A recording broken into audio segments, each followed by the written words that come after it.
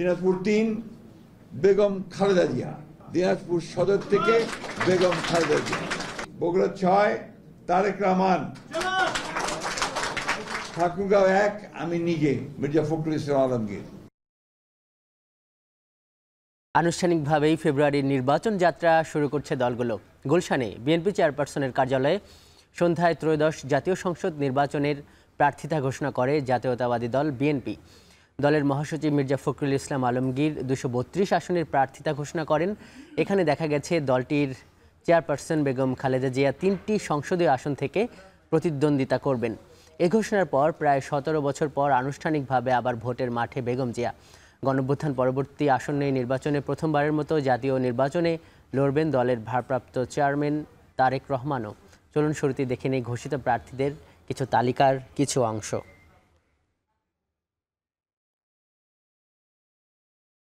দর্শক, যেটি দেখা যাচ্ছে যে বেগম জিয়া একটা দীর্ঘ বিরতির পর আমরা দেখছি যে উনি 3টি সংসদীয় আসন থেকে প্রতিদ্বন্দ্বিতা করবেন। এভাবেই প্রার্থিতা ঘোষণা করেছে বিএনপি। আসনগুলো হলো দিনাজপুর 3, বগুড়া 7, ফেনী 1। আমরা দেখছি যে বিএনপির যিনি ভারপ্রাপ্ত চেয়ারপারসন তারেক রহমান, উনিও এবার প্রথমবারের মতো জাতীয় নির্বাচনে অংশ নিচ্ছেন। উনি প্রতিদ্বন্দ্বিতা করবেন বগুড়া 6 আসন থেকে। এবং বিএনপির যিনি মহাসচিব মির্জা ফখরুল ইসলাম আলমগীর, উনি প্রতিদ্বন্দ্বিতা করবেন ঠাকুরগাঁও 3 আসন থেকে। উল্লেখযোগ্য এবং শীর্ষ নেতাদের আরও কিছু আসন আমরা দেখে নিতে চাই। আমরা দেখছি যে সালাউদ্দিন আহমেদ, উনি কক্সবাজার 1 আসনে বিএনপির মনোনীত প্রার্থী। চট্টগ্রাম 10 আসনে বিএনপির মনোনীত প্রার্থী আমির খসরু মাহমুদ চৌধুরী। ঢাকা 8 থেকে মির্জা আব্বাস। নেত্রকোনা 4 থেকে লুৎফুজ্জামান বাবুর।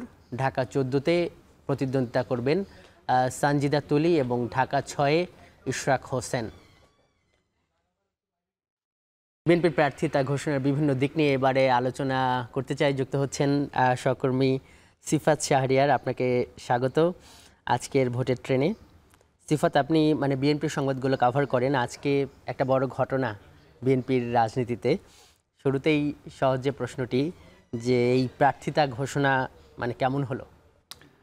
একেবারে অনেক বেশি প্রত্যাশিত যেটি ছিল। প্রথমত এটিকে যদি কয়েকটি ভাগে ভাগ করা যায়, কয়েকটি প্রশ্নের উত্তর এই আজকের সম্ভাব্য প্রার্থিতা যে ঘোষণা করা হলো সেটি। প্রথমত তারেক রহমান নির্বাচন করবেন কিনা, আজকে সে উত্তর পাওয়া গেল। 1, 2 হচ্ছে খালেদা জিয়া কোন আসনে নির্বাচন করছেন কিংবা নির্বাচনের মাঠে বা থাকছেন কিনা নিশ্চিত হয়ে গেল, সে উত্তরও পাওয়া গেল। 3, এই যে আসলে তারা যে তারুণ্য যারা রয়েছে তাদের সমন্বয়ে যে নমিনেশন দিয়েছে সেটিও কিন্তু দেখা গেল। ছাত্রদলের সাবেক সভাপতি কিংবা ঢাকা 14তে মায়ের ডাকের সানজিদা তুলি তাকে দিয়েছে। এবং তারা প্রায় 70টির মতো আসন, জানেন 237টি আসনে তারা নাম ঘোষণা করেছে সম্ভাব্য প্রার্থী হিসাবে। কিন্তু মির্জা ফখরুল ইসলাম আলমগীর ব্রিফিংয়ে বলছিলেন যে 232। আচ্ছা, সে পরবর্তীতে আরো 5টি যুক্ত করা হয়েছে। মোট 237টি যে তালিকা সেটি আমাদের হাতে এসেছে। এই 237টিকে তারা বলছেন যে প্রাথমিকভাবে, অর্থাৎ সম্ভাব্য যে প্রার্থী রয়েছে তাদেরকে এবং এককভাবে যাতে তারা কাজ করতে পারে এবং বাকি যারা পাননি একই আসলে তাদের দলের অনেকেই রয়েছে, সকলে যাতে সেটা সামনে হতে পেতেও পারেন। সিফাত, এখানে গ্রিন সিগন্যাল ব্যাপারটা বেশ কয়েকদিন ধরে বিএনপির রাজনীতির ভিতরে আলাপ আলোচনা হচ্ছিল। ফোন পাচ্ছে, গ্রিন সিগন্যাল পাচ্ছি, আলহামদুলিল্লাহ লেখা হচ্ছে ফেসবুকে। কিন্তু এই যে প্রার্থিতা এইভাবে ঘোষণার ব্যাপারটি অনেকে ভাবছে যে একটু আকস্মিক। এর কারণ হলো যে প্রার্থিতা এই ধরনের চূড়ান্ত ঘোষণা তো তখনই হয় যখন দলীয় মনোনয়ন ফর্ম বিতরণ করা হয়, বিশাল একটা আমেজ তৈরি হয়, দলের কেন্দ্রীয় কার্যালয়গুলো ঘিরে যাচাই বাছাই হয়, সেখানে কে টিকবে না। কিন্তু এইবারে সেই ধরনের আনুষ্ঠানিকতা দেখা গেল না। এর বিএনপির রাজনীতিতে একটা পরিবর্তন বলা যায়। আপনারা তো কভার করেন যে বিএনপি এই সমস্ত আনুষ্ঠানিকতা বরং বাদ দিয়ে নির্বাচন বা নির্বাচনের প্রস্তুতির ব্যাপারে বরং সিরিয়াস। আপনি যে আনুষ্ঠানিকতার কথা বলছেন সেটি মনোনয়ন ফর্ম বিতরণ, সেটি হয় তফসিল ঘোষণার পর। এখনো যেহেতু তফসিল ঘোষণা হয়নি সেক্ষেত্রে সেই আনুষ্ঠানিকতা হবে না। আবার আরেকটি কথার সাথে আমি একমত পোষণ করতে চাই, বিএনপির ইতিহাসে তারা কখনো এত তাড়াতাড়ি আসলে সেটি চূড়ান্ত বলেন বা বলেন প্রাথমিক তালিকা বলেন সেটি তারা প্রকাশ করেনি, সবসময় তারা সেটি তফসিল ঘোষণার পরেই জানা গেছে। তবে নতুন বাংলাদেশে 24 পরবর্তী যে বাংলাদেশ, সেখানে দেখেছেন তারা যেই রাজনৈতিক দলগুলো তা মাঠে লড়বে, যাদের সাথে বিশেষ করে জামায়াত ইসলামীর সাথে তাদের লড়তে হবে, তারা কিন্তু ইতিমধ্যে 300 ঘোষণা করেছে এবং সমমনা যে রাজনৈতিক দলগুলো তারা মোটামুটি কাজ শুরু করে দিয়েছে। ছোট দলগুলো অনেক ক্ষেত্রে সেক্ষেত্রে 200-300 আসনে তারা ঘোষণা করে কাজ শুরু করেছে। সেক্ষেত্রে প্রথমত হচ্ছে কি, যে আনুষ্ঠানিকতা বলছেন যে নমিনেশন ফর্ম বিতরণ, সেটি হবে, সেটি তফসিল ঘোষণার পরে হবে। এই প্রার্থী যে 237 জনের নাম বলা হচ্ছে, তারা যাতে একক প্রার্থী হিসাবে তার যে আসনে সেখানে যাতে আরো শক্তিশালী হতে পারে, আরো বেশি কাজ করতে পারে, এই জন্য একটু আগে ভাগেই ঘোষণা করেছে। তবে যেই প্রক্রিয়াগুলো রয়েছে সেগুলো নিশ্চয়ই হবে। তারাও যেটি বলছে দলের পক্ষ থেকে নমিনেশন ফর্ম বিতরণ হবে ডিসেম্বরের কিন্তু নিশ্চয়ই, যেখানে মানে 237 জনের মানে প্রার্থিতা মোটামুটি চূড়ান্ত, তখন মানে আগের মতো যে আনুষ্ঠানিকতা বা আগের যে আমেজটা, সেটি হয়তো অনেকটাই সংক্ষিপ্ত হলেও হতে পারে। সিফাত থাকুন, দর্শক দেখছেন ভোটের ট্রেন। RICL TMX, যুগের পর যুগ স্থাপনা থাকে মজবুত। VRM প্রযুক্তির RICL TMX। সিফাত, শেষ প্রশ্ন আপনার কাছে যেটি করতে চাই সেটি হলো যে দেখা যাচ্ছে প্রায় 60টির বেশি আসন খালি রেখেছে বিএনপি। মানে এই খালি রাখার কারণ কি কিছু জানতে পেরেছেন? মানে এইগুলো কি শরিকদের জন্য রেখে দিল বিএনপি? প্রায় 73টি আসন, একদম ঠিক। শরিকদেরও বলা যায়, আবার বলা যায় কিছু আসনে তাদের হেভিওয়েট যেটিকে বলে তথাকথিত, সেই হেভিওয়েট কয়েকজন প্রার্থী রয়েছে, তাদেরও যাচাই বাছাই চলছে। আপনি জানেন বিএনপির পক্ষ থেকে স্থায়ী কমিটির যারা সদস্য, তারাই মূলত কারা প্রার্থী হবেন, কারাই আগামী দিনে ধানের শীষের বাহক হবেন এবং জাতীয় সংসদে যাবেন, সেই প্রক্রিয়াটি দেখেন। তো সেক্ষেত্রে যে 73টি আসন রেখে দেওয়া হয়েছে, সেক্ষেত্রে বলা যায় তারা এনসিপির সাথে আসবে কিনা, কিংবা এনসিপিও তাদের শেষ মুহূর্তে যাবে কিনা, এটি মাঠে আলোচনা রয়েছে। যদি এনসিপির পক্ষ থেকে এখন পর্যন্ত কিছু জানানো হয়নি যে তারা বিএনপির সাথে যাবে কিনা, সে দ্বারটি উন্মোচন রাখা হয়েছে। যে আলোচনাটি শোনা যাচ্ছিল যে এনসিপি কে হয়তো কখনো শোনা যাচ্ছিল 10 থেকে 20টি, কখনো শোনা যাচ্ছিল 50টি, মানে এই কোনো আলোচনা কিন্তু এখন উড়িয়ে দিতে যাচ্ছে না, মানে দেয়া যাচ্ছে না, যেখানে প্রায় 60টির বেশি আসন ফাঁকা রাখা। শুধু এনসিপি না, তাদের যে ঐক্য যারা যুগপৎ আন্দোলন করেছে, সমমনা দলগুলো রয়েছে, 12 দলীয় জোট রয়েছে, গণতন্ত্র মঞ্চ রয়েছে, সেখানে এই যে দলগুলো, এই দলগুলো প্রধানদেরও যদি তারা দিতে চায়, যেখানে নাগরিক ঐক্যের মাহমুদুর রহমান রয়েছে, কিংবা আবার গণ অধিকার পরিষদও তাদের সাথে হয়তো একটা অ্যালায়েন্স যেতে পারে, এই যে সম্ভাবনাগুলো এবি পার্টি রয়েছে, এরকম যতগুলো দল রয়েছে, সেই সমমনা এবং যুগপৎ আন্দোলনের যারা শরিক দল রয়েছে, তাদের জন্য বলা যায় 73টি আসন রাখা হয়েছে। তবে এই ক্ষেত্রে যেহেতু অনেকের সাথে আবার জোট নাও হতে পারে, তখন আবার দলীয় যারা প্রার্থী অপেক্ষমান আছে তাদের হতে পারে। সিফাত শাহরিয়ার, আপনাকে অনেক ধন্যবাদ এই ভোটের ট্রেনে এইভাবে যুক্ত হবার জন্য। দর্শক, এই পর্যায়ে আমাদের একটি বিরতিতে যেতে হচ্ছে, সঙ্গে থাকুন।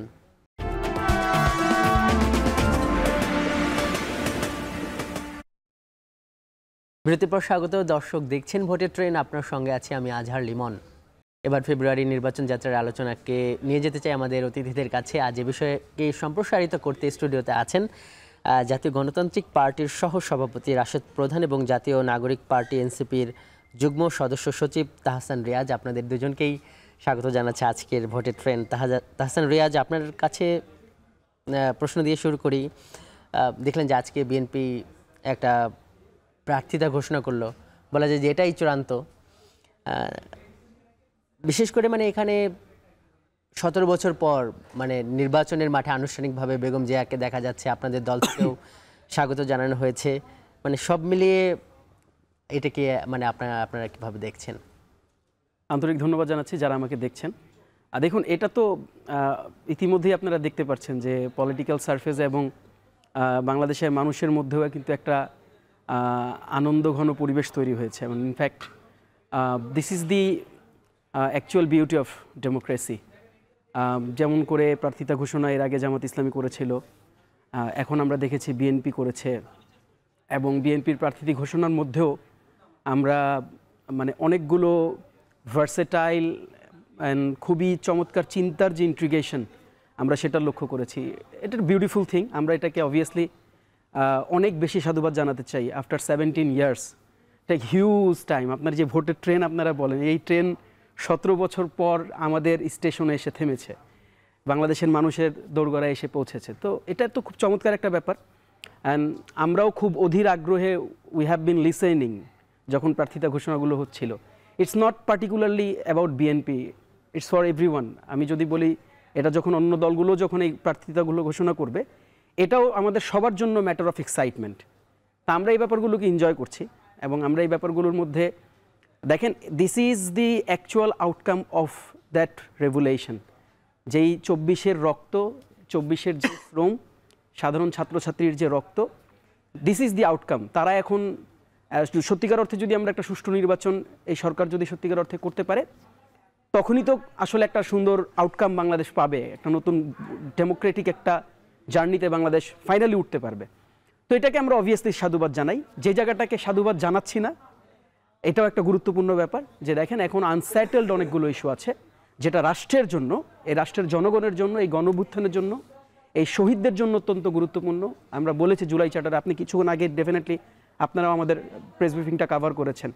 ইটস ভেরি ক্লিয়ার, আমাদের demand is very clear demand. আমরা খুবই পার্টিকুলার ইস্যুগুলোতে আমরা আমাদের কথা বলেছি। জুলাই সনদ বাস্তবায়ন হতে হবে, এটার আইনি ভিত্তি নিশ্চিত হতে হবে, অ্যান্ড অবভিয়াসলি আজকে প্রধান উপদেষ্টার পক্ষ থেকে 1 সপ্তাহের যে সময়সীমা বেঁধে দেওয়া হয়েছে, এই ডিবেটগুলো থেকে আমাদেরকে বের হয়ে আসতে হবে। রিয়াজ, আমরা এগুলো নিয়ে আরো আলোচনা করব। Thank you. আমরা একটু রাশিদ প্রধানের কাছে যাই। রাশিদ প্রধান, আপনাকে স্বাগত ভোটের ট্রেনে। একই প্রশ্ন, মানে এই যে বিএনপির একটা মানে প্রার্থিতা ঘোষণা, এবং যেটি আমাদের একটু আগে আমাদের বিএনপি কভার করেন যে রিপোর্টার, তিনি বলছিলেন যে এটা মানে বিএনপির রাজনীতি বা প্রচলিত যে একটা রাজনীতি দেখা যায় যে মনোনয়ন ফর্ম বিতরণ, ওইখানে একটা বিশাল মানে কি বলবো আমিজি বললেন বা হাঙ্গামা বলুন, তো সেই জায়গা থেকে কিন্তু এখন মানে একদম একটা অন্য স্টাইলে, যেগুলো আগে দেখা যায়নি, বিএনপি প্রার্থিতা ঘোষণা করে দিল অনেকটা নীরবে। তো এই জিনিসগুলো কেমন লাগছে? আর নিশ্চয়ই বিএনপির সঙ্গেও তো আপনাদের একটা দীর্ঘ পথ চলা, সেখানে বেগম জিয়া 17 বছর পর এই রাজনীতির মানে এই নির্বাচনী রাজনীতিতে আনুষ্ঠানিকভাবে ঘোষণা দিলেন, আপনার মন্তব্যটা জানতে চাই। ধন্যবাদ আপনাকে এবং ধন্যবাদ জানাই ভোটের ট্রেনের দর্শক যারা দেখছেন, সবাইকে শুভেচ্ছা এবং সালাম। দেখুন, দীর্ঘদিন পরে একটা নির্বাচন হতে যাচ্ছে। এই নির্বাচন নিয়ে আমাদের সবার আগ্রহ তুমুল, এবং যারা ভোটার তারাও কিন্তু উদ্গ্রীব হয়ে অপেক্ষা করছে কবে আমি আমার ভোটটা প্রদান করব। 3টা ভোটে আমরা ভোটই দিতে পারি না, তো সেখান থেকে উৎসব সৃষ্টি হবে, এটাই খুব স্বাভাবিক। সবার মধ্যে আনন্দ জাগবে, এটাও খুব স্বাভাবিক। বিএনপির এবারের যে প্রক্রিয়াটা, সেটা আমি অন্তরের অন্তঃস্থল থেকে তাদেরকে শুভেচ্ছা জানাই, শুকরিয়া জানাই। কারণ বিগত দিনে আমি নিজের চোখে দেখেছি যে বিএনপি একদম শেষ বেলায় যে ঘোষণা করত, এবং এলাকার মধ্যে এটা নিয়ে মারামারি, কাটাকাটি, হাঙ্গামা শুরু হয়ে যেত, কে পাবে, আমি পাবো না সে পাবে। তো এই জায়গাগুলো থেকে বেরিয়ে আসতে পেরেছে বিএনপি, এই কারণে আমি বিএনপিকে ধন্যবাদ জানাই। এবং বিএনপির আসলে আমি মনে করি রাজনৈতিক জায়গা থেকে এটা খুব গুরুত্বপূর্ণ ছিল এবং জরুরি হয়ে পড়েছিল। আপনি নিশ্চয়ই জানেন যে আগামী নির্বাচনে আমরা চিন্তা করছি মূল লড়াইটা হবে বিএনপি বনাম জামায়াতে ইসলামী বাংলাদেশ। তো সেখানে জামাতের প্রার্থিতা ঘোষণা হয়েছে কিন্তু অনেক আগে, বেশ আগে। হ্যাঁ, এই জায়গাটার থেকে কিন্তু বিএনপি দিন দিন পিছিয়ে পড়ছিল। তো সেই জায়গাটা কভার করার জন্যই বিএনপি এবার আগে দিল কিনা আমি জানি না, তবে দিয়েছে। 237টা আমরা দেখতে পেয়েছি, আমরা সাধুবাদ জানাই। এবং ব্যক্তিগতভাবে আমার একটা ভালো লাগা কাজ করছে, দেশনেত্রী বেগম খালেদা জিয়া, আমাদের সবার নেত্রী, তিনি নির্বাচনে অংশগ্রহণ করবেন একটা ঘোষণা পেয়েছি। শেষ পর্যন্ত কী হবে জানি না, 3টা আসনের মধ্যে একটা দেখলাম দিনাজপুর 3, দিনাজপুর সদর, এটাও ভালো লাগলো। 2008 সালে ধানের শীষ নিয়ে এই জায়গাটা আমার মরহুম পিতা শফিউল আলম প্রধান নির্বাচন করেছিল, তো ওই জায়গায় দেশনেত্রীর নামটা দেখতে পেরে আরও ভালো লাগছে।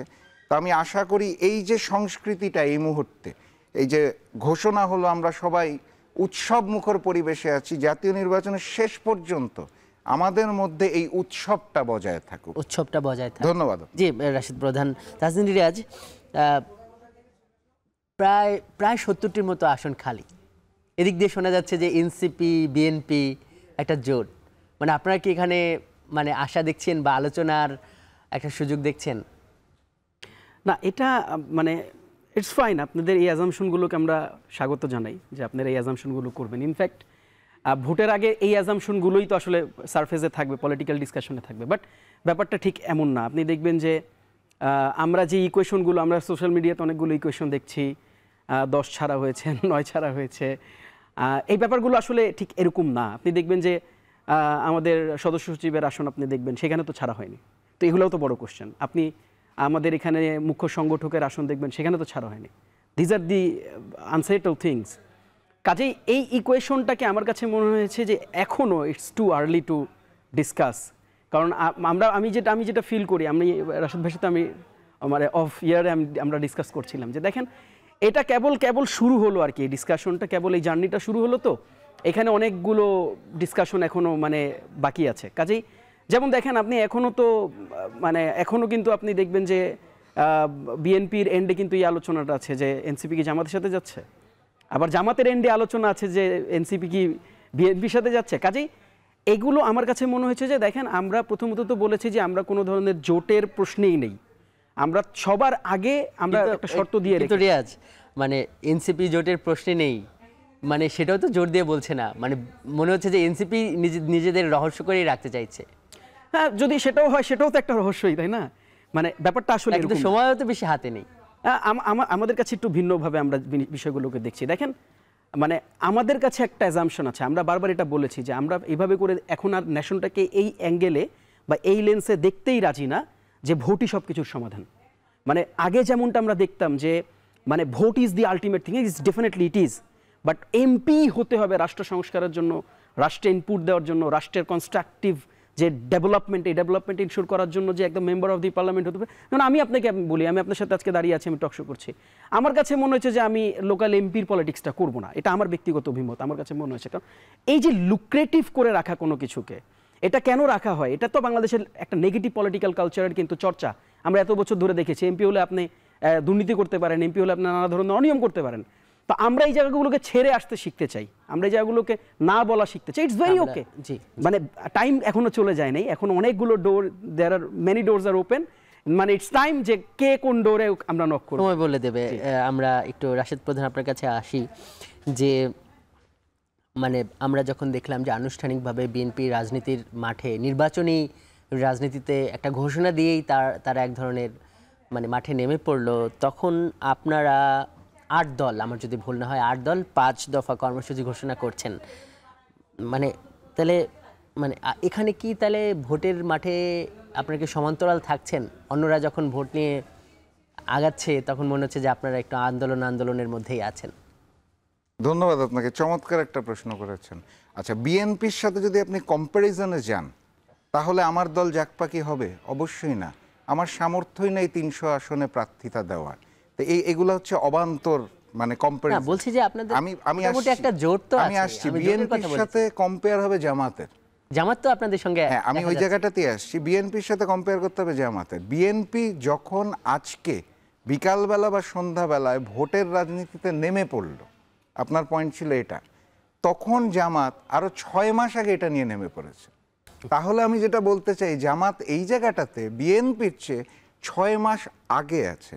এই উত্তরটা আমি আগের প্রশ্নের উত্তরেও দিচ্ছিলাম যে বিএনপি এবার তাড়াতাড়ি দেওয়ার মূল কারণ কিন্তু এটা যে আমরা পিছিয়ে যাচ্ছি।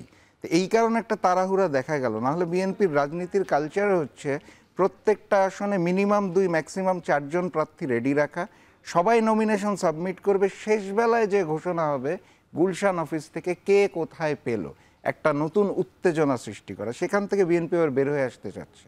কারণটাই হচ্ছে তারা 6 মাস পিছিয়ে গেছে অলরেডি ভোটের রাজনীতিতে। না এটা তো হলো বিএনপির দিকটা, আর আন্দোলনেরটা আমি আপনারা মানে আন্দোলনের মধ্যে এখন মানে থাকছেন, মানে এই ব্যাপারটা কেমন? মানে সত্যিকার অর্থে আপনারা নিজেরাও বলছেন সরকারের পক্ষ থেকে নির্বাচনী প্রচারণা চালানো হচ্ছে, আনুষ্ঠানিকভাবে টিজার বা প্রচারণাগুলো টিভিতে অনলাইনে দেখা যাচ্ছে।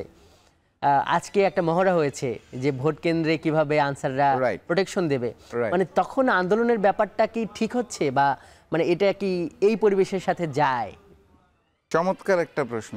আপনি যখন আমার ভাইকে প্রশ্ন করেছিলেন, প্রথম প্রশ্ন, ভাই ওই প্রশ্নতে ঢুকার উত্তরে যাওয়ার আগে যেটা বলেছিল সেটা হচ্ছে জুলাই সনদের আইনগত ভিত্তি। আমি মনে করি ফ্যাসিস্ট শেখ হাসিনা পতনে জুলাই গণ অভ্যুত্থানে যারা সত্যিকার অর্থে রাজপথে ছিল তারা জুলাই সনদের আইনগত ভিত্তি কি জিনিস এইটা হাড়ে হাড়ে টের পাচ্ছে। যারা আসলে রাজপথে ছিল না তারা জিনিসটাকে ফিল করতে পারছে না। এটা আমার ব্যক্তিগত মতামত। True, আমরা জাতীয় নির্বাচন অবশ্যই করব, উৎসবের সাথে করব, আনন্দের সাথে করব। ওই দিন আমাদের ঈদ হবে, সারা দেশের ঈদ, সেটা ঠিক আছে, কিন্তু আপনি এই জুলাই গণঅভ্যুত্থানটাকে ভুলে যাবেন, হাজারো শহীদের রক্তটাকে ভুলে যাবেন, আইনি ভিত্তিটা দিবেন না। মানে আইনি ভিত্তি কি কেউ চাচ্ছে না? কেউ কি মানে ভুলতে চাচ্ছে, মানে ভুলিয়ে দিতে বা ভুলে যেতে চাচ্ছে? আমি ওই জায়গাটাতে আসছি, খুব সুন্দর প্রশ্ন। কেউ ভুলিয়ে দিতে চাচ্ছে না, সবাই যে আইনি ভিত্তি চাচ্ছে আমি মেনে নিলাম আপনার কথায়, যদিও অনেক কিছু বলা যায়, সময় সংক্ষেপ। অনেকে আবার শুরুতে চাচ্ছিল না, অনেকে শুরুতে গণভোটেও রাজি ছিল না, জনগণের চাপে গণভোটে রাজি হয়েছে, নোট অফ ডিসেন্ট দিয়ে বলতে চাচ্ছে জাতীয় নির্বাচনের দিন গণভোট করুন। আচ্ছা, আপনি এনসিপির ভাইকে জিজ্ঞেস করেন তো, জাতীয় নির্বাচনের দিনে এনসিপির যারা প্রার্থী থাকবে, আমার জাকপাট যারা থাকবে, বিএনপি জামাতের যারা থাকবে, তারা নিজেদের প্রতীক বাদ দিয়ে, প্রচারণা বাদ দিয়ে ওই দিন গণভোটে বিন্দুমাত্র প্রায়োরিটি দিবে? আমার নির্বাচনী এলাকায় আমার কর্মীরা ওই দিন গণভোট নিয়ে চিন্তা করবে, নাকি লাইনে যারা তাদেরকে বলার চেষ্টা করবে আমার প্রতীকে ভোটটা প্রদান করে আরেকজনকে সুযোগ দেন? ওই দিন মুখ্য হয়ে যাবে প্রতীক নির্ভর নির্বাচনটা। সেকেন্ড পয়েন্ট, আমার নির্বাচনী এলাকার 2টা ভোট কেন্দ্রে গোলমাল হওয়ায় আসনের নির্বাচন আপনি বন্ধ রাখবেন। 1টা আসন, 2টা আসন, 5টা আসন বন্ধ। গণভোট আপনি কিভাবে বন্ধ রাখবেন সারা বাংলাদেশের? আপনি তো রেজাল্টই দিতে পারবেন না। গণভোটের একটা পয়েন্ট আছে হচ্ছে যে আমার আপার হাউসে পিআর পদ্ধতি থাকবে কি থাকবে না, বিএনপির নোট অফ ডিসেন্ট আছে, বাকি সবাই মোটামুটি একমত। সেই সিদ্ধান্তটা আপনি জাতীয় নির্বাচনের আগে নেবেন নাকি জাতীয় নির্বাচনের দিন নেবেন? এগুলা প্রচণ্ড ইললজিক্যাল কথাবার্তা। এই কারণে আমরা বলেছি আইনি ভিত্তি লাগবে এবং গণভোটটা জাতীয় নির্বাচনের আগে হতে হবে। এই রাশিদ প্রধান, মানে এখানে যে প্রশ্নটা মানে সম্পর্ক প্রশ্ন, সেটা আপনার কাছে একটু করতে চাই যে গণভোটের বিষয়ে রাজনৈতিক দলগুলোকে আগামী 1 সপ্তাহের মধ্যে সিদ্ধান্ত নেবার আহ্বান জানিয়েছেন আইন উপদেষ্টা ডক্টর আসিফ নজরুল। মানে এই যে এখন রাজনীতিকদের মাঠে, রাজনীতিকদের কোর্টে জিনিসটাকে দিয়ে দেয়া সরকারের পক্ষ থেকে, মানে সেটা কি মানে আন্দোলনের মাধ্যমে হবে? মানে আমার প্রশ্নটা হলো যে আইন উপদেষ্টা যখন এই আহ্বান জানাচ্ছেন, তখন কি আপনারা আন্দোলন করবেন নাকি আলোচনা করবেন? আন্দোলনটা কিন্তু আমরা আজকে প্রথম ঘোষণা দিই নাই। এই যুগপৎ আন্দোলনের এই আজকে 5ম দফা কর্মসূচি দেওয়া হচ্ছে এই দাবিটা নিয়ে। এই যে এতদিন ধরে আন্দোলন হচ্ছে, এতদিন কারো টনক নড়ে নাই, শেষ বেলায় এসে অন্তর্বর্তী সরকারের মনে হয়েছে এখন সময় নাই, সিদ্ধান্তটা ফাইনাল করতে হবে। এখন ওনারা 7 দিনের একটা সময় বেঁধে দিচ্ছেন। তা আন্দোলন তো আমরা আজকে প্রথম ঘোষণা করিনি, আরও 2 মাস আগে থেকে আন্দোলন করে আসছি। 7 দিনের যে ওনারা আলটিমেটাম দিলেন বা আহ্বান জানালেন, যেটাই বলি না কেন, আমি মনে করি ওনারা এই জায়গায় ব্যর্থতার পরিচয় দিলেন। কোনো নির্দিষ্ট দলকে খুশি করার জন্য অন্তর্বর্তী সরকার কি করতে পারতেন তারা? তাদেরকে সিদ্ধান্ত দিতে হবে। তারা কি কোনো নির্দিষ্ট দলকে খুশি করার জন্য আসনে বসেছে? বিএনপিকে খুশি করারও তার কাজ না, জামাতকে খুশি করারও কাজ না অন্তর্বর্তী। যে আমরা এই প্রশ্নটা একটু তাহসিন রিয়াজ আপনার কাছে নিয়ে যাই, যে আসলে এই যে একটা অনৈক্যের পরিস্থিতি তৈরি হয়েছে, বিশেষ করে জুলাই সনদ বাস্তবায়ন আদেশের যে খসড়া এটা প্রকাশ্যে আসার পর, এবং সরকারের পক্ষ থেকে বলা হচ্ছে যে এখানে সরকার কি করতে পারে, এক ধরনের অসহায়ত্ব, এরকম বক্তব্য আসছে। মানে আসলে সরকার কি করতে পারে? না, সরকার তো অনেক কিছু করতে পারে। দেখেন, এটা আমার কাছে মনে হয়েছে যে এটা সরকারের ইনডিসিশনের কারণেই আজকে আমরা এই জায়গাটাতে এসে উপনীত হয়েছি। আজকে পর্যন্ত যে ঘটনাগুলো ঘটেছে, আপনি যদি প্রত্যেকটা ডটকে কানেক্ট করেন বা প্রত্যেকটা সিকোয়েন্সকে যদি আপনি একটু তাকান, আপনি দেখবেন যে এখানে কোথাও সরকারের স্ট্রিক্ট কোনো পজিশন ছিল না। আপনার মনে থাকার কথা, যখন ঐক্যমত্য কমিশনের শেষ মিটিং হওয়ার কথা ছিল, যেটা শেষ মিটিং ফাইনালি হয় নাই, সকল পলিটিক্যাল পার্টির অ্যাপিলের কারণেই পরবর্তীতে টাইম এক্সটেন্ড করা ছিল। ওই মিটিংয়ে তারা বলেছিল যে ঐক্যমত্য কমিশনের আর কোনো ফাংশন থাকবে না, ঐক্যমত্য কমিশন এই পুরো জিনিসটা গভর্নমেন্টের কাছে হ্যান্ড ওভার করে দিবেন, গভর্নমেন্ট উইল ডিসাইড। তাহলে ঐক্যমত্য কমিশনের প্রয়োজনটা কী ছিল? আপনি যখন কোনো একটা কিছু শুরু করেন, আপনি শুধুমাত্র সাজেশন দিয়ে রেখে দিবেন, এটা তো ভাই ওই আমলাতান্ত্রিক জটিলতার মধ্যে তো আমরা এটা থেকে দেখতে চাইনি। আমরা দেখতে চাইছি যে আপনি এটাকে ফাইনালাইজ করবেন, আপনি কনভিন্স করবেন। এবং দেখেন, what does it mean note of dissent? What does it mean? আপনি যদি নোট অফ ডিসেন্টের মিনিং আপনি খুঁজে দেখেন, তাহলে সেখানে আপনি প্রায়োরিটি দিবেন সংখ্যাগরিষ্ঠতাকে। আপনি একটা জায়গায় বসে আলোচনা করেছেন, 100টা মানুষ আপনারা আলোচনায় বসেছেন, সেখানে 98 জন মানুষ একটা জায়গায় আপনার একমত হয়েছে, 2টা মানুষ একটা জায়গায় একমত হয়নি। তাহলে এইখানে নোট অফ ডিসেন্ট থাকলেও আপনি প্রায়োরিটি দিবেন কোনটাকে? মেজরিটিকে আপনি প্রায়োরিটি দিবেন। এবং আপনি যদি যখন এটাকে ভোটের প্রশ্নে আনবেন, আপনি তো খুবই স্বাভাবিকভাবে আপনি আগের গণভোটগুলোর দিকে তাকায় দেখেন, আপনি তো জনগণকে কনফিউজ করতে পারেন না। গণভোটের ইটসেলফ, গণভোটের ফর্মুলা যেহেতু এটা একটা মানে ওয়াইডলি প্র্যাকটিসিং থিং না, আমরা বারবার প্রত্যেক বছরে একবার বা 4 বছর 5 বছর অন্তর অন্তর আমরা গণভোট দেই না। কাজেই আপনি যদি হিস্টোরিক্যাল সিকোয়েন্সের দিকে আপনি তাকান, মানুষ এমনিতেই একটু কনফিউজ থাকে। কাজে আপনি যখন এখানে আবার 15টা প্রশ্ন ধরে গণভোট করবেন, ইট উড বি ডিজাস্টার। কাজে আপনার কি দরকার? আপনার দরকার হচ্ছে যে আপনাকে ছাড় দিয়েছে। আমি খুব স্পষ্টভাবেই বলি, এই জায়গাটাতে আজকের দিনটা আমরা এসে উপনীত হচ্ছে বিএনপি রিজিডিটির কারণে। And one of the second problem যদি আমরা বলে থাকি যে যারা ক্রিয়েট করেছে, সেটা হচ্ছে রাষ্ট্র সিদ্ধান্ত তৈরি করতে পারে নাই। একটা রাষ্ট্র যার গণঅভ্যুত্থানের ভিত্তি আছে, একটা রাষ্ট্র যেখানে অন্য সকল দলগুলো বিভিন্ন ইস্যুগুলোকে সেটেল করার জন্য তারা পক্ষে বিপক্ষে মত দিয়েছে, তাদের কাছে জনরায় আছে। এই জনরায় কি? এই জনরায় হচ্ছে ভাইরা হচ্ছে যে কোনো পলিটিক্যাল পার্টিকে রিপ্রেজেন্ট করেন, এনসিপি পলিটিক্যাল পার্টিকে রিপ্রেজেন্ট করে, জামাত পলিটিক্যাল পার্টিকে রিপ্রেজেন্ট করে, বিএনপি পলিটিক্যাল পার্টিকে represent. When they are talking means they are representing the people. কাজেই দেখেন সুযোগ ছিল আপনার, আপনি এগুলোকে সমাধান করেন নাই। সেই যে সুযোগের কথা আপনি বলছেন, সেই সুযোগ গ্রহণ করার দায় তো শুধু যারা এখন সরকারে আছে শুধু কি তাদের না? আমি তো তাদেরকে দায় দিচ্ছি না। আপনি আমার কথাগুলো একটু আবার রিকল করেন। আমি এখানে খুব স্পষ্ট করে বলেছি, এখানে আমি তো আপনাকে বলেছি, আচ্ছা তাহলে আমি আপনাকে প্রশ্ন করি, আপনার একটা প্ল্যাটফর্মে আপনি ডিসকাস করেছেন 98% একটা মতামতের পক্ষে ভোট দিয়েছে, 2% বিপক্ষে ভোট দিয়েছে, আপনি কোন জায়গাটাতে অবস্থান করবেন? আপনার পজিশন কি উচিত? রাষ্ট্রের প্রশ্নে, রাষ্ট্রের ভবিষ্যতের প্রশ্নে, বাংলাদেশের কনস্টিটিউশনের প্রশ্নে, জুলাই গণঅভ্যুত্থানের প্রশ্নে আপনার পজিশনটা কি হওয়া উচিত? আপনার পজিশনটাও 98-এর পক্ষেই হওয়া উচিত, 98-এর পক্ষেই হবে। এখন আপনি যে 2%-এর মধ্যে আছেন, এই জায়গাটাতে আপনি কি করবেন জানেন? এই জায়গাটাতে আপনি উদারতার পরিচয় দিবেন, এই জায়গাটাতে আপনি আপনার বড়ত্বের পরিচয় দিবেন। হ্যাঁ, আপনার মধ্যে কনফিউশন থাকবে, আপনার মধ্যে ক্ল্যারিটির অভাব থাকবে, আপনার মধ্যে আপনার নিজের যে স্ট্যান্ডের পরে আপনার প্রচারণা থাকবে, আপনি সেগুলোকে মানুষের কাছে ক্যারি করেন, দ্যাটস ভেরি ওকে। এই যে উদারতা দেখানোর যে উদাহরণ, এটা আমরা যদি বলি বিএনপি তো এটা দেখিয়েছে। তারা প্রথমে গণভোটে রাজি ছিল না, পরে তারা গণভোটে রাজি হয়েছে। এবং যে যুক্তিটা তারা দেখাচ্ছে যে একই সঙ্গে খুব কাছাকাছি সময়ে এই 2টা ভোট আয়োজন আসলেই তো সহজ ব্যাপার নয়। দেখেন এইখানে আমি আমার দলীয় পজিশনটা আমি আপনাকে বলি। আমার দলীয় পজিশনটা আমরা অনেক আগে ডিক্লেয়ার করেছি। আমাদের এই জায়গাটাতে কোনো রিজিডিটি নাই। আমরা বলেছি রেফারেন্ডাম হইতে হবে, এবং রেফারেন্ডামের ক্ষেত্রে আমরা একটা জায়গায় রিজিডিটি মানে প্রেস করেছি, সেটা আপনার মনে থাকার কথা। আমরা বলেছি যে এই আদেশটা, এটা অধ্যাদেশ না, এটা ট্রেডিশনাল বা টিপিক্যাল কোনো মানে অর্ডিন্যান্স না, কিন্তু যে কোনো একজন রাষ্ট্রপতি এসে এটাকে ঘোষণা করে দিল, ইটস এ ডিফারেন্ট থিং। আমরা বলেছি যে যেহেতু ডক্টর মোহাম্মদ ইউনূস এই রাষ্ট্রের এখন রাষ্ট্রপ্রধান হিসাবে আছেন, প্রধান উপদেষ্টা হিসেবে দায়িত্ব পালন করছেন, এবং সরকার প্রধান হিসাবে আছেন, এবং তার কাছে সবচেয়ে বড় ম্যান্ডেট হচ্ছে জনগণের যে অভিপ্রায় দিয়ে যে সংগঠিত গণঅভ্যুত্থান, এটা যেহেতু তার সবচেয়ে বড় ম্যান্ডেট, কাজেই এই আদেশটা জারি করবেন ডক্টর মোহাম্মদ ইউনূস। আর কবে ভোট হবে এই প্রশ্নে আমরা বলেছি আমাদের কোন, আপনি আপনার দলের অবস্থানের কথা বলছেন, কিন্তু হাল সময়ে দেখা যাচ্ছে যে অনেক সংবিধান বিশেষজ্ঞ, যেমন ধরেন যে সংবিধান বিশেষজ্ঞ শাহদিন মালিক, উনি বলছেন যে না, এটা মানে সরকার প্রধান করতে পারে না। কোন একজন সংবিধান বিশেষজ্ঞ হয়তো বলতে পারে যেটা করতে পারে। আপনাকে র্যাশনালিটিতে কোশ্চেন করতে হবে। তাহলে আমি আপনাকে বলি, তাহলে আবার সেই আগের প্রশ্নে কিন্তু আসবে যে ডিম আগে না মুরগি আগে। তাহলে আপনাকে এখন বলতে হবে তাহলে কি সংবিধান, আমাদের যে কনস্টিটিউশন, এই কনস্টিটিউশন কি বলবৎ আছে? আপনাকে তখন এই প্রশ্নের উত্তর দিতে হবে। যদি কনস্টিটিউশন বলবৎ থাকে, তাহলে আপনার এই সরকারের ভিত্তি কি? আপনার এই সরকারের প্রধান উপদেষ্টা কই থেকে আসলো? আপনার আইন বিভাগ এখন কিভাবে করে চলতেছে? কাজেই দেখেন, গণঅভ্যুত্থান যখন সংগঠিত হয়, তখন অনেকগুলো প্রশ্নের উত্তর গণঅভ্যুত্থান দিয়ে যায়।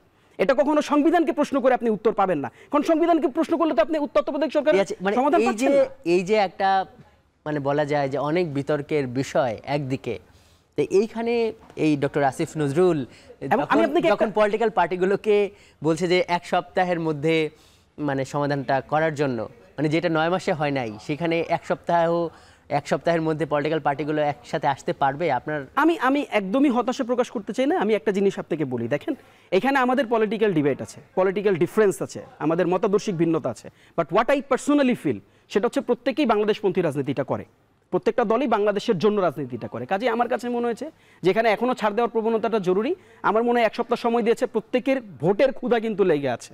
কাজেই আপনি যদি এই সমস্যার সমাধান না করেন, আপনার সামনে যে খাবারটা রয়েছে আপনি কিন্তু খাইতে পারবেন না, আনফরচুনেটলি। কাজে আমার কাছে মনে হয় এই খাবারটা খাইতে হইলেও তার এই প্রশ্নের সমাধান করেই তাকে সামনের দিকে এগোতে হবে। সো আমি একটু ফান করে বললাম, বাট ফ্যাক্ট হচ্ছে এটা। আমি আপনাকে আরেকটা ব্যাপার বলে রাখি যে দেখেন, এই সমস্যার সমাধান হইতে হবে, বাংলাদেশের জন্য হইতে হবে। আপনি হোয়াটএভার আপনার রিজিডিটি থাকবে, আপনার প্রবলেম থাকবে, আপনার কিছু ছাড় দিতে হবে, আপনার কিছু হারাবে, বাট এই প্রশ্নের সমাধান যদি না হয় বাংলাদেশের সংস্কারটা থমকে যাবে এবং বাংলাদেশের মানুষ এই উৎসব মুখর ভোটকে আপনি দেখবেন প্রত্যাখ্যান করবে। কাজেই there is no option, alternative কোনো এক্সিট ওয়ে নাই। জি, আপনি সেটা মনে করছেন। রাশেদ প্রধান, আপনার কাছে যাই। আলোচনার তাহসিন রিয়াজ কি বললেন সেটা শুনলেন। মানে একটা কথা এরকম শোনা যাচ্ছে, বিশেষ করে যে আপনাদের 8 দল এবং আপনি বলছেন যে এর নেতৃত্বে এক ধরনের মানে জামাত আছে, বিশেষ করে এই যুগপৎ আন্দোলনের ক্ষেত্রে। মানে বিএনপি আর এই আপনারা যারা দল আছেন তাদের মধ্যে এই ধরনের একটা সমঝোতা হতে পারে যে বিএনপি উচ্চকক্ষে পিআর সহ মৌলিক কয়েকটা দাবি মেনে নিক, তাহলে পরে এই 48টা যে প্রস্তাব আছে সাংবিধানিক, সেখান থেকে প্রয়োজনীয় কিছু বাদও যেতে পারে। মানে এই যে আলোচনাটা, এই ব্যাপারে আপনি কি বলবেন? না, আমার কাছে প্রথম আমি যেটা দেখতে পেয়েছি সেটা হচ্ছে গতকালকে জামাত প্রেস কনফারেন্সের মাধ্যমে কিন্তু আহ্বান জানাইছে। অন্তর্বর্তী সরকার আহ্বান জানানোর আগে জামাত জানাইছে গতকাল। জি, এটা দেখা আজকে সকালবেলা অন্তর্বর্তী সরকারের পক্ষ থেকে আহ্বান আসছে। আমাদের 8 দলের আজকে একটা প্রেস কনফারেন্স ছিল। আমরা অন্তর্বর্তী সরকারের ওই ঘোষণাকে সাধুবাদ জানিয়ে আমরা আবার আমন্ত্রণ জানিয়েছি। বিএনপিকে এখন সিদ্ধান্ত নিতে হবে তারা কি বসতে চায় কিনা। আমরা তো রেডি বসার জন্য, এবং বসে আসলে সমাধানটা করতে হবে, যেটা আমার ভাই বলছিল, এটাই বাস্তবতা। সমাধান করতে হবে, দেশের জন্য করতে হবে, জনগণের জন্য করতে হবে, আমাদের নিজেদের সবার জন্য করতে হবে। তো ওই যে আপনি বলছিলেন যে আন্দোলন কেন এই সময়, আমি মনে করি আন্দোলন করতে করতেও আলোচনা করা সম্ভব। 24 ঘন্টা তো রাজপথে থাকবো না, সকাল থেকে বিকাল মিছিল করে সন্ধ্যাতেও বসা সম্ভব। আমরা যুগপৎ আন্দোলন বিএনপি নেতৃত্বে যখন করেছি, সারাদিন হরতাল করে সন্ধ্যার পর গুলশান অফিসে মিটিং করেছি। তো আলোচনা দরজা সবসময়ই খোলা, আমরা আলোচনা বসতে রাজি, দেশের জন্য সর্বোচ্চ ছাড় দিতেও রাজি, কিন্তু সব পক্ষকে ওই ছাড় দেওয়ার মন মানসিকতা নিয়ে বসতে হবে।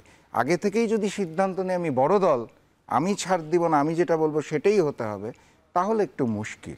আপনারা ছাড় দিবেন? ওই যে উচ্চকক্ষ তো বিএনপি চাচ্ছে, সংখ্যানুপাতিকটা চাচ্ছে না, মানে এটা কি আপনারা রাজি হবেন? বিএনপি উচ্চকক্ষ যেটা চাচ্ছে ওটার মধ্যে একটা নোট অফ ডিসেন্ট আছে, আপনি বোধহয় খেয়াল করেন। না, সেটা জানি, তারা চায় নিম্নকক্ষের আসনের ভিত্তিতে উচ্চকক্ষ, মানে এটা কি আপনারা মানে রাজি হবেন? এটা আলোচনার টেবিলে সমাধান করতে হবে, আমি একা বললে তো হবে না।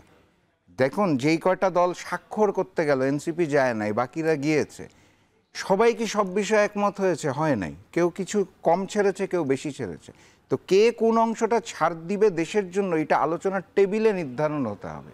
হুট করে এটা মন্তব্য করা কঠিন কঠিন কঠিন। আমরা একদম শেষ মুহূর্তে আছি। রিয়াজ, আপনার কাছে 1 মিনিট একটু জানতে চাই, এই যে ধরেন এই উচ্চকক্ষ নিয়ে যে সংকটটা, মানে বিএনপি যেভাবে চাচ্ছে যে তারা নিম্নকক্ষের আসনের ভিত্তিতে তারা উচ্চকক্ষ চায়, যেটি সুপারিশে বাস্তবায়ন আদেশের খসড়ায় যেটি আছে সেটা হলো যে উচ্চকক্ষ সংখ্যানুপাতিক হবে। মানে এখানে কি দলগুলো ছাড় দিতে পারে? আপনারাও তো একটা স্ট্রেক বা অংশ। না, মানে ইট নিডস ডিসকাশন। ছাড় দিতে পারার ব্যাপারটা আসলে আমার কাছে মনে হয়েছে যে এটা যেটা ভাই বলছেন, আমার একটু স্ট্র্যাটেজিক্যালি মুভ করতে হবে আর কি। মানে আমি এখানে তো আসলে এভাবে করে বলে ফেলতে পারছি না যে আসলে ছাড় দিবে কি না, বাট আমার কাছে মনে হয় যে এটা সমাধানযোগ্য একটা ব্যাপার। একটা হচ্ছে সংখ্যানুপাতিক, আরেকটা হচ্ছে প্রপোর্শনেট, আপনার আসনের ভিত্তিতে। কাজেই আমার কাছে মনে হয় যে যদি আলোচনায় পৌঁছায় ব্যাপারটা সমাধানযোগ্য।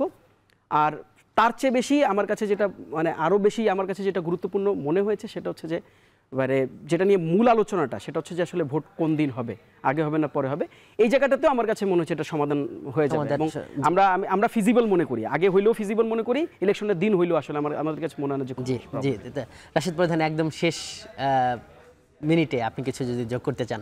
না, আমি আসলে সবাইকে আহ্বান জানাতে চাই, দেশের স্বার্থে, জনগণের স্বার্থে আমরা 3 বার ভোট দিতে পারি নাই, আমরা সামনে ভোট দিতে চাই, একটা অবাধ সুষ্ঠু নিরপেক্ষ নির্বাচন দেখতে চাই, ভারতীয় প্রভাবমুক্ত নির্বাচন দেখতে চাই, আধিপত্যবাদ আগ্রাসনকে দূরে রেখে আমরা স্বাধীন সার্বভৌম বাংলাদেশ গড়তে চাই। সকল রাজনীতিবিদকে ছাড় দেওয়ার মন মানসিকতা নিয়ে এগিয়ে যেতে হবে। এবং আমি বিশ্বাস করি বড় দলগুলোর দায়িত্ব বেশি, আমার মতো ছোট দলগুলোর দায়িত্ব কম। তো আমি বড় দলকে আহ্বান জানাবো, বিএনপি জামাত সহ সবাইকে, এনসিপি সহ, যে চলুন নতুন বাংলাদেশ একসাথে গড়ে তুলি। ধন্যবাদ আপনাকে। ধন্যবাদ রাশিদ প্রধান, ধন্যবাদ তাহসিন রিয়াজ আজকের এই ভোটের ট্রেনে যুক্ত হওয়ার জন্য। দর্শক, এই আজকের এই ভোটের ট্রেনে এখন এই পর্যায়ে আরেকটি বিরতি নিতে হবে, সঙ্গে থাকুন আপনি।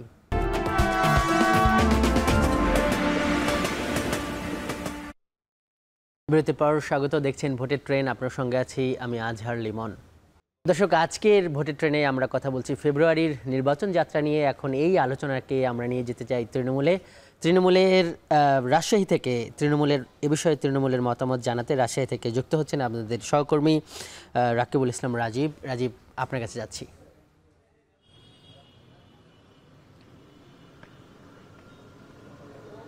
লিমন, আপনাকে ধন্যবাদ। আসলে যখন নির্বাচন কমিশন নির্বাচন নিয়ে অনেক বেশি সচেতন এবং কাজ করে যাচ্ছেন, একই সাথে যখন কিনা রাজনৈতিক দলগুলো তাদের এই যে জুলাই সনদ এবং গণভোট কখন হবে সেটি নিয়ে সোচ্চার, তখন বোঝাই যাচ্ছে আসলে ভোটের ট্রেনের হুইসেল বেজেছে এবং ভোটের ট্রেনে গতি বেড়েছে। আজকের ভোটের ট্রেনে আমরা দুজন অতিথি পেয়েছি, তাদের সাথে আমরা কথা বলবো তৃণমূল এটা নিয়ে কী ভাবছে। আমার হাতের বাঁ পাশে আছে ওয়ালিউল হক রানা ভাই, তিনি মহানগর বিএনপির সহ সভাপতি। প্রথমে রানা ভাই জানতে চাই, এই যে সরকার যে সময় বেঁধে দিয়েছে আসলে গণভোট কখন হবে এই বিষয়টি নিয়ে রাজনৈতিক দলগুলোকে সিদ্ধান্ত নিতে, তখন আসলে তৃণমূল কি ভাবছে, আপনারা কি ভাবছেন, এখানকার মানুষ কি ভাবছে? ধন্যবাদ আপনাকে। বর্তমান প্রেক্ষাপটে বাংলাদেশের জনগণ আসলে সরকার যে সময় বেঁধে দিয়েছে সেটা নিয়ে তো এখন তৃণমূল পর্যায়ে, প্রান্তিক পর্যায়ের গ্রামের মানুষরা, শহরের মানুষরা এখনও বুঝে উঠতে পারছে না কেন গণভোট হবে। আমি তো জানি একটা স্বাধীন দেশে জাতীয় সরকার, একটা সরকারের পতন হয়েছে, ৩৬ জুলাই হয়েছে, একটা জাতীয় ভোটের মাধ্যমে সংসদ নির্বাচন হবে, সেই নির্বাচনে যারা সরকার গঠন করবে সেখানে অ্যামেন্ডমেন্টের মধ্য দিয়ে সংশোধনী নিয়ে এসে সেই সংশোধনী নিয়ে এসে সরকার পরিচালনা করবে। এখন যে গণভোটের কথা বলছে, সেই গণভোটের ক্ষেত্রে কোনো দল পক্ষে কথা বলছে, কোনো দল বিপক্ষে কথা বলছে। এখন তো গণভোট হ্যাঁ এবং না ভোট হওয়ার কোনো কারণে আমি দেখতে পাচ্ছি না। আগামী জাতীয় সংসদ নির্বাচনে যারা সরকার গঠন করবে তারাই পরবর্তী পর্যায়ে করণীয় কী হবে তারাই সেটা নির্ধারণ করবে। ভাই ধন্যবাদ। আমরা আসলে জাতীয় ঐক্যমত্য কমিশন এটির বাস্তবায়নের জন্য আসলে যেই প্রস্তাবগুলো রেখেছিল, আমার ঠিক ডান পাশে যে অতিথি আছেন মহানগর জামাতের যিনি সহ সেক্রেটারি মাহবুব আহসান ভাই, আপনি কি মনে করেন যে আসলে আসলে এই যে গণভোটের কথা বলা হচ্ছে, এটা এখন তৃণমূলের লোকজন কি ভাবছেন? জি, আপনাকে এবং এখন টিভির দর্শক এবং কর্তৃপক্ষকে আমি শুভেচ্ছা জানাই। আসলে ২৪-এর গণ অভ্যুত্থানের পরে যে পরিবর্তিত পরিস্থিতি, এখানে একটি স্বৈরাচারী সরকারের পতন হয়েছে। নতুন এই প্রেক্ষাপটে নতুন বাংলাদেশ গড়ার লক্ষ্যে এদেশের ছাত্র যুবকরা যে আন্দোলন এবং বিপ্লব সংগঠন করেছিল, সেই বিপ্লবের দাবি হচ্ছে নতুন ধারার রাজনীতি, বাংলাদেশকে নতুনভাবে নতুন আঙ্গিকে গড়ে তোলা। আগের সেই লুটপাটের ইতিহাস, আগের সেই ৫৪ বছরের ইতিহাস আমরা জানি। এই দেশের কোনো তেমন কোনো পরিবর্তন একটু বলবেন যে আসলে ভোটের সময় গণভোট নাকি তার আগে? না, আমরা তো আমাদের পক্ষ থেকে এবং অধিকাংশ দল এটা বলেছেন যে ভোটের জাতীয় নির্বাচনের সাথে যদি এই গণভোট হয় তাহলে এই গণভোটের তেমন কোনো মূল্যায়ন থাকে না এবং জনগণের মধ্যে একটা বুঝতে পেরেছি। একটু রানা ভাই, শেষ একটু আপনার কাছ থেকে জানতে চাইবো, কেন আসলে এই নির্বাচনের সময় গণভোট বা গণভোট নয়? আসলে আমার কাছে মনে হয় যে এই যে গণভোটের কথা বলছে, কেউ হ্যাঁ না ভোটের কথা বলছে, আমার কাছে মনে হয় যে জুলাই যে ৫ই আগস্টে একটা সরকারের পতন হয়েছে, এখানে শ্রমিক মেহনতি মানুষ, ছাত্র জনতা, শ্রমিক মেহনতি মানুষের অক্লান্ত পরিশ্রম এবং ইউনাইটেডভাবে আন্দোলন করতে গিয়ে অনেক রক্ত ঝরেছে। এই রক্ত ঝরাতে আমারও কোনো একক কৃতিত্ব নাই বা কোনো বিরোধী দলের কোনো একক কৃতিত্ব নাই, এটা সবার। বুঝতে পেরেছি রানা ভাই এবং মাহবুব ভাই, আপনাদের দুজনকে অসংখ্য ধন্যবাদ। আসলে লেমন শুনছিলেন যে আসলে তৃণমূলের নেতারাও আসলে তারা ভাবছেন যে আসলে এই বিষয়টি নিয়ে আসলে এখনও যারা শীর্ষস্থানীয় নেতারা আছেন তারাই আসলে এটি নিয়ে সিদ্ধান্ত নেবেন এবং সরকার যে সময় বেঁধে নিয়েছে তার মধ্যেই আসলে তারা সমাধান আনতে পারবেন। তো লিমন, এই ছিল রাজশাহী থেকে সর্বশেষ। রাকিবুল হাসান, আপনাকে অনেক ধন্যবাদ সংযুক্ত হওয়া অতিথিদের। দর্শক, এই ছিল আজকের ভোটের ট্রেনে। এতক্ষণ সঙ্গে থাকার জন্য আপনাকেও ধন্যবাদ।